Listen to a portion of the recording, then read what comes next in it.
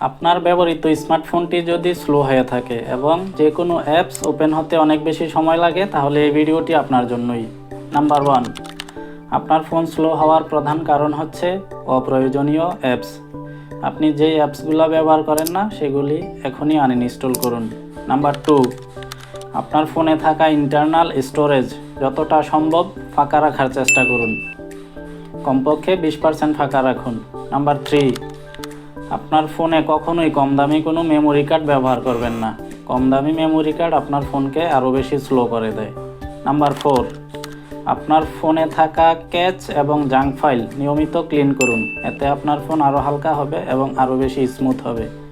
Number 5, আপনার ফোনে যদি যে কোনো সফটওয়্যার আপডেট এসে থাকে তাহলে অবশ্যই আপডেট করে নিন।